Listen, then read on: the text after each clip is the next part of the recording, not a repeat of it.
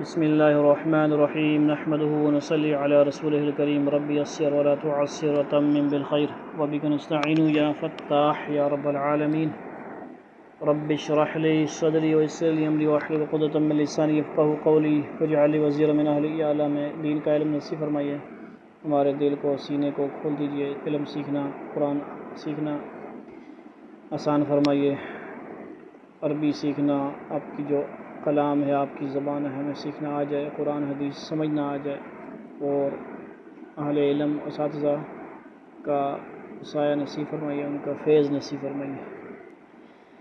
ہم نے علم نحو کو کوشش کی سمجھنے کی، پڑھنے کی، اساتذہ کرام سے جو تکرار کے طور پہ ہم اس کو دو حصوں میں ہم نے کیا۔ علم نحو کی تعریف پہلے حصے میں، دوسرے حصے میں کلمہ والکلام کا ہم نے جو ہے اسم کی قسمیں پڑھی، جامد، مشتق، مصدر، اور مفرد کیا ہوتا ہے، کلمے کو کہتے ہیں، مفرد کی پھر آگے اسم فعل حرف، یہ قسمیں بیان کی گئی ہیں۔ یعنی آگے بھی جو 8 سالہ کورس ہوتا ہے یا 6 سالہ ہوتا ہے، 4 سالہ، اس میں یہی ہوتا ہے سارا کچھ، اسماء کا بیان ہوتا ہے، اسم فعل حرف کا بیان ہوتا ہے، ترکیبیں ہوتی ہیں، فارمولے ہوتے ہیں۔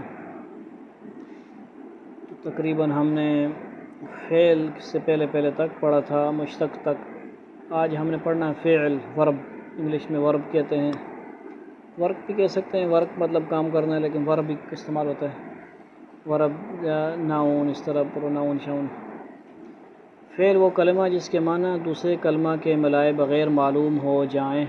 اب اسم کا کیا معنی تھا؟ اسم وہ کلمہ جس کے معنی بغیر دوسرے کلمہ کے ملائے معلوم ہو جائیں۔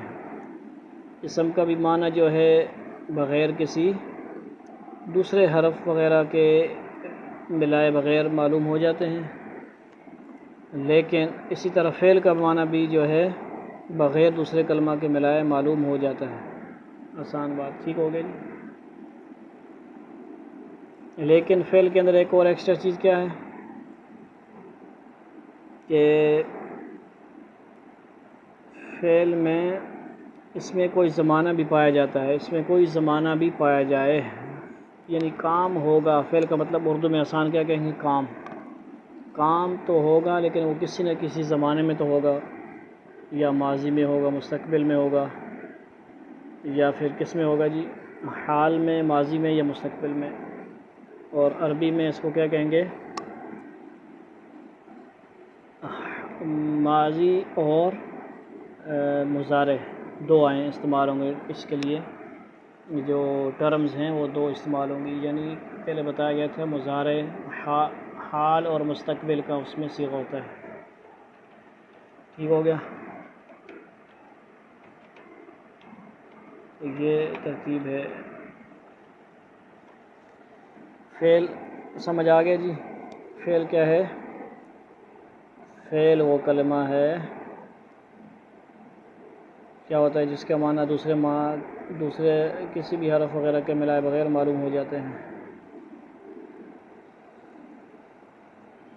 اور اس میں زمانہ پایا جاتا ہے۔ نصر ینصر، ضرب یضرب۔ نصر بھی فعل ہے، ینصر بھی فعل ہے، ضرب ماضی فعل ہے، یضرب مضارع ہے، ٹھیک ہے۔ نصر ماضی کا صیغہ ہے، ماضی کا لفظ ہے،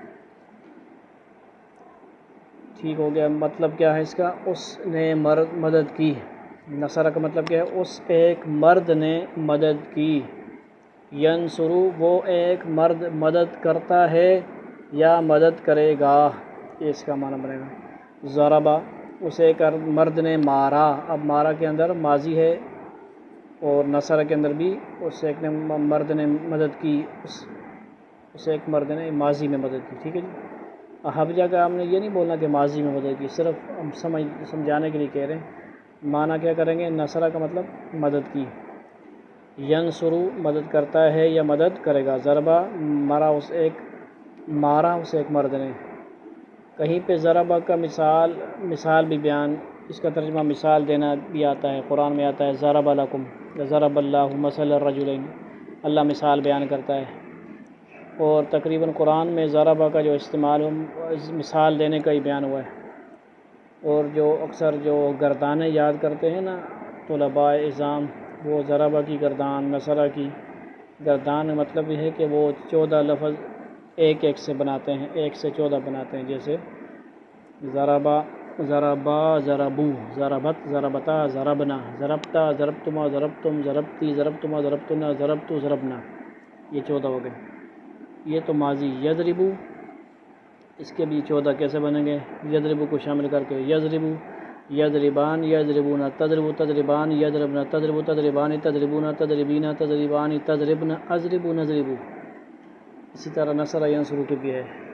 گردانیں یاد کرنے کا شوق ہو تو صرف صغیر اپنا قانونچہ کتاب ہے، وہ شاید PDF وغیرہ میں نہ ہو، تو وہ اس میں بڑا کتابی شکل میں کسی طرح مل سکتی ہے، اس میں گردانیں قانون وغیرہ ہوتے ہیں، وہ آج تک کسی نے صحیح طرح پڑھائی نہیں۔ آج کل مشکل ہے، پڑھائی بھی کم جاتی ہے، ریکارڈ بھی اس کا نہیں ہے، یعنی YouTube وغیرہ میں۔ تو ٹھیک ہو جائے، یہ ہوگی فعل کی بات۔ فعل میں 4 قسمیں ہوتی ہیں، کتنی ہوتی ہیں جی؟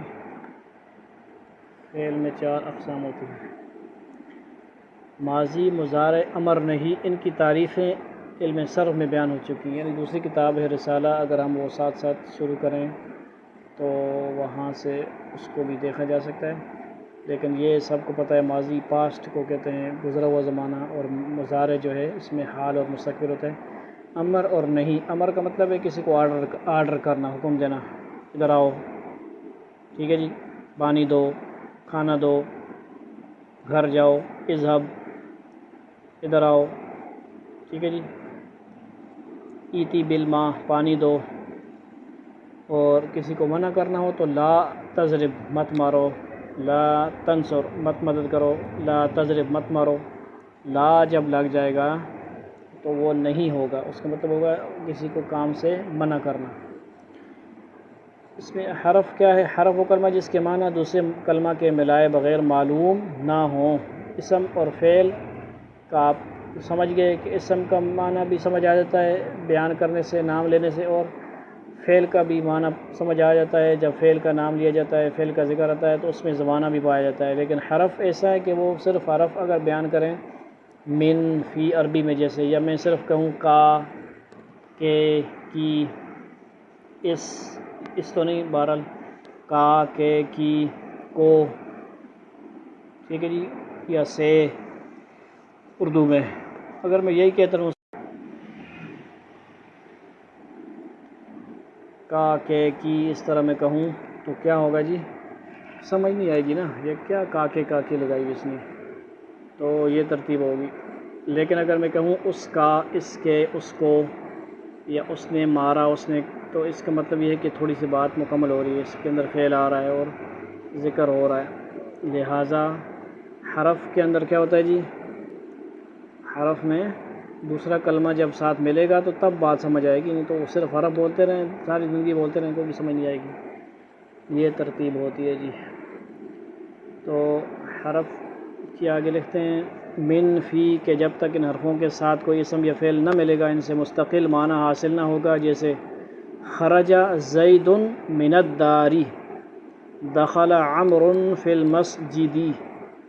اب دیکھیں یہاں پہ فل کا فی جو ہے یہ حرف ہے، اسی طرح من الدار کے اندر من ہے، حرف ہے۔ یہ جب اس کے ساتھ ملا تب بات سمجھ آئی ہے، نہیں تو اکیلے اس کی بات سمجھ نہیں آ رہی تھی، ٹھیک ہے جی۔ تو میرے خیال سے یہاں تک بات کلیئر ہے۔